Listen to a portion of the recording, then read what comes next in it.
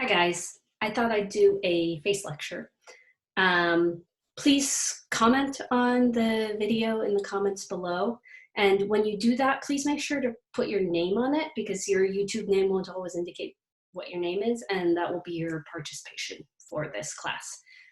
So for the next week, the primary focus will be eyewitness identification.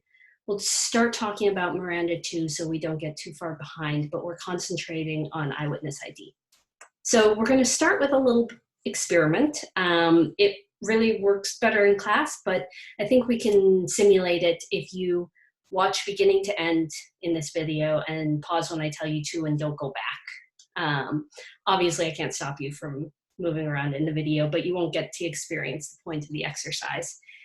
So I'm going to show you a couple videos, then I'm going to give a little transition lecture from the first to the second half of the semester, and asking us a little to think about stories and their effect on the law, and then we'll return to the experiment.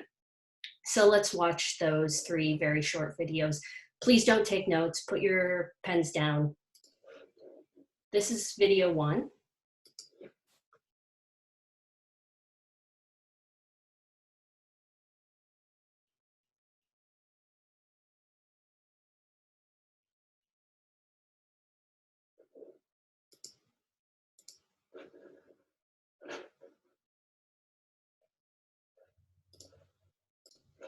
This is video 2.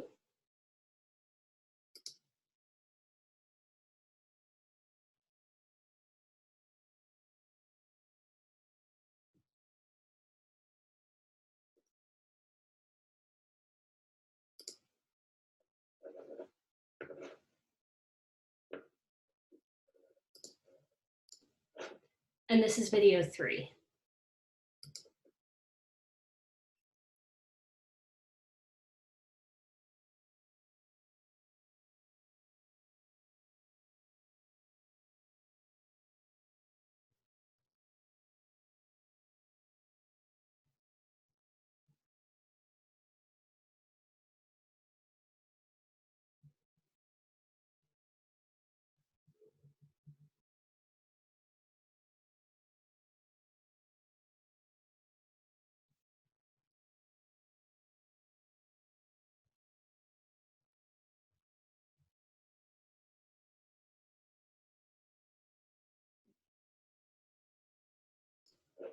Okay, so set those aside.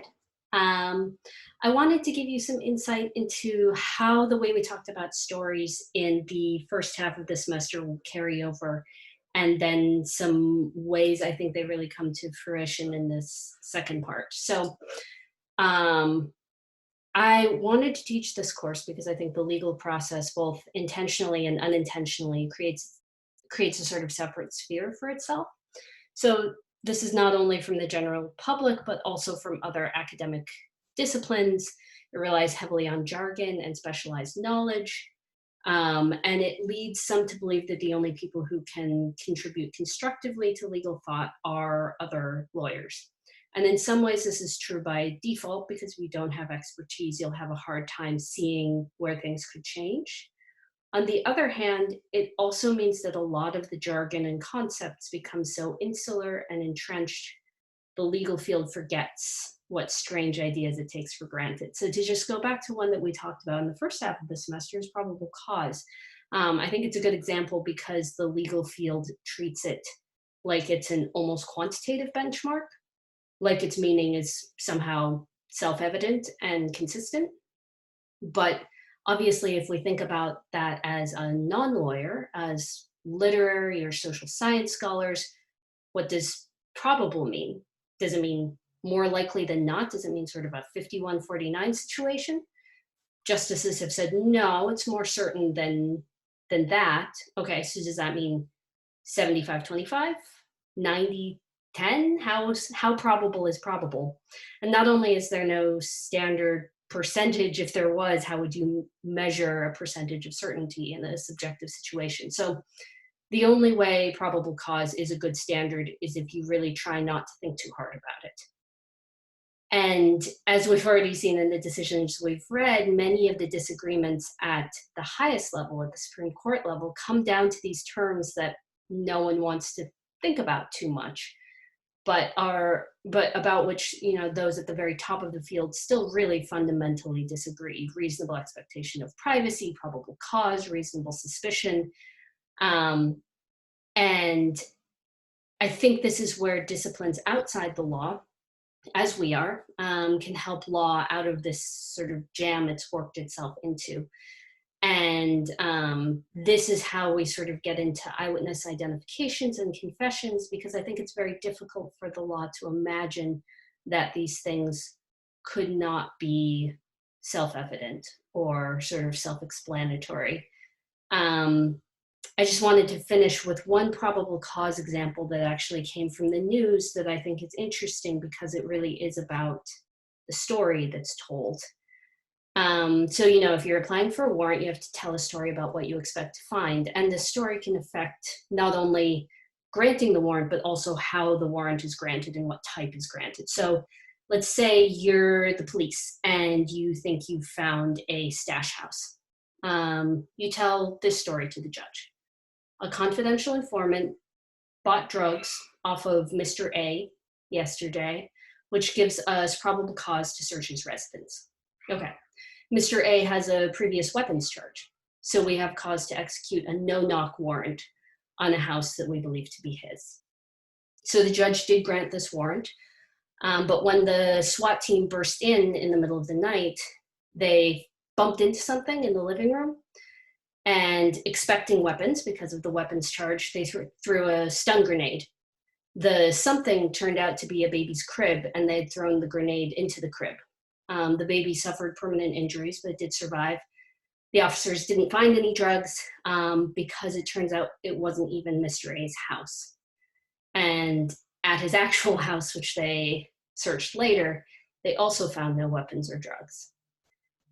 So if we go rewind back to that original story, there are some questions that the judge might have missed.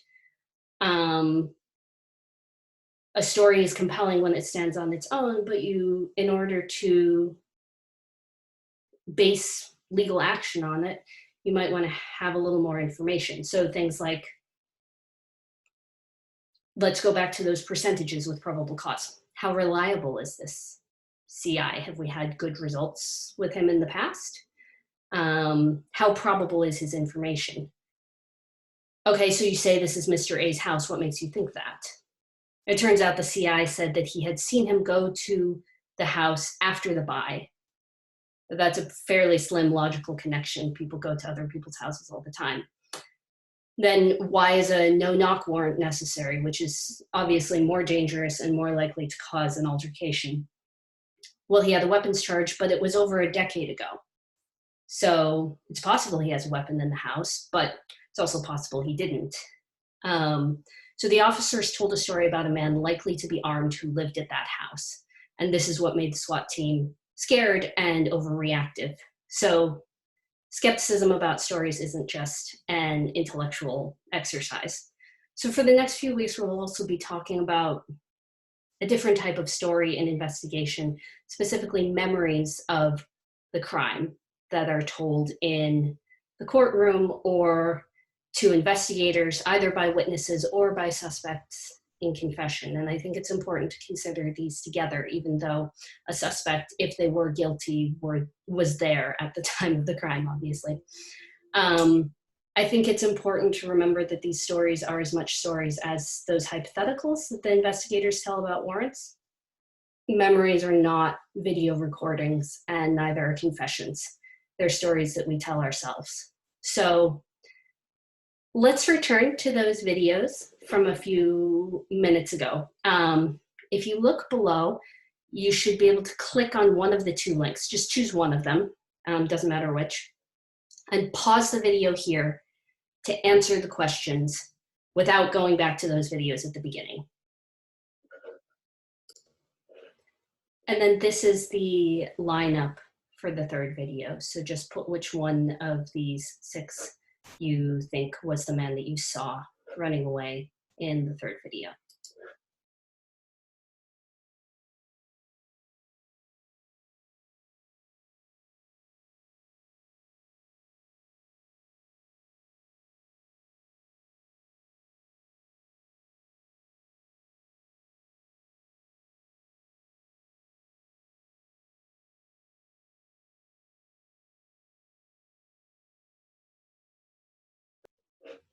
Okay, so let's start with the first video. The answers were 2, about 10 to 15 miles per hour, no, and it was impossible to see. So the 2 questionnaires that I linked to were different. If you clicked on the first, your questions were more straightforward and open-ended. How fast were the cars going when they made contact? Did any windows break? If you clicked on the second, your questions were more leading. So how fast were the cars going when they smashed into each other? Did the crash break any windows? If you hear crash and windows in the same sentence, you're more likely to say yes, if you didn't remember. So the first question was kind of a control. The second and third tested suggestibility. And then the fourth was to see if you guess when you really couldn't know, which is a bad but obviously very common habit in any kind of eyewitness testimony. For the second video,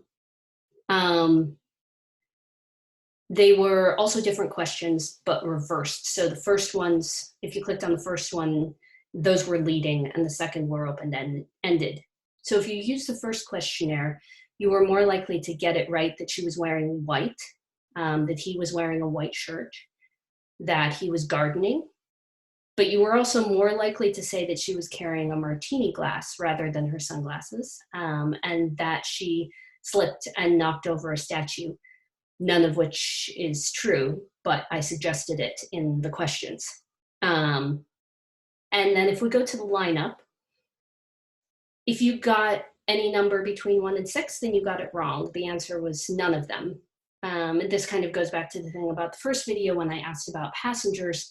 When you're asked a question you genuinely don't know the answer to, or where the answer is not among the choices, you're more likely to doubt your memory and to guess than you are to stick to your memory. And then also keep in mind that in reality, the length of time between seeing those scenes and answering those questions would be more like months or years, not half an hour, or 6 minutes, I think is the time that passed. So you wouldn't know to be paying attention, or it might be a stressful moment for you. And leading questions might help fill in gaps that have naturally occurred in your memory. And here are just a couple real examples. The Innocence Project that we've talked about, as they started, one of the main things that they focused on was eyewitness testimony. And for a while, 77% of their exonerees had been convicted on eyewitness testimony. So they were exonerated on the basis of DNA evidence, but they had been convicted on the basis of eyewitness testimony. So one example is a woman who was raped initially reported an attacker who was between 5'8" and 5'10", so a few inches taller than she was, between 35 and 40, whom she had seen very briefly before she was blindfolded, and whose beard she could feel but not see. She told the officer she was not sure she would be able to recognize him. 4 months later, she tentatively chose a man named Habib Abdal out of a photo lineup, saying, "I chose the one man who looked closest to my description that I had in my head that I knew of the assailant." So already we've got a couple layers of distancing there. Even in a show up where they did an actual physical lineup, she said she wasn't sure and that his voice was different. Then the officer showed her an old photo from 5 years before. Then she said she, quote, had no hesitation whatsoever that it was him. At her trial, her confidence increased, saying she was positively sure, and parts of her story changed to support that confidence. So she testified that she looked directly at him for 30 seconds rather than just a few, and she testified that she could describe his beard. She originally had said he was between 5'8" and 5'10", between 35 and 40, and Abdal was 43 and 6'4". He was later exonerated for this. And then just recently, last year, another man named Archie Williams was released from prison after 36 years behind bars. He was wrongly convicted of rape again and stabbing on the basis of the victim's eyewitness identification. He was 22 years old when he was arrested, so he's 58 now.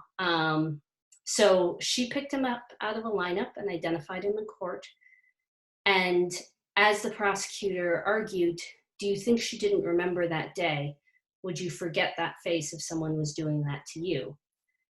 So it's difficult to imagine that a jury could hear that and not trust the identification, even though we know that our memories change over time and its suggestibility changes the way that we might identify something. So there are sort of two problems here. There's the reliability of the evidence itself, the reliability of our memories, and then also the high trust that we place in it. So is there a way to address either of these issues? And I wanted you to think about it in the comments below. Here are some possible questions you can address, so feel free to comment anything you're interested in. Were there things that surprised you either about the examples or the experiment? Did it make you think differently about how you would behave in the lineup? Knowing some of their problems, what role should lineups and eyewitness identification play? What information can be gotten out of it reliably, do you think? And then also, it's sort of become common knowledge that eyewitness identification is a little bit iffy, but why do juries continue to trust it? And what might we do about that? Or you can go back to the SWAT story if you're interested and suggest some ways to deal with the influence that powerful stories have on the law more generally. So just any kind of comment will count as your participation. Thank you guys for listening. I'll see you very soon.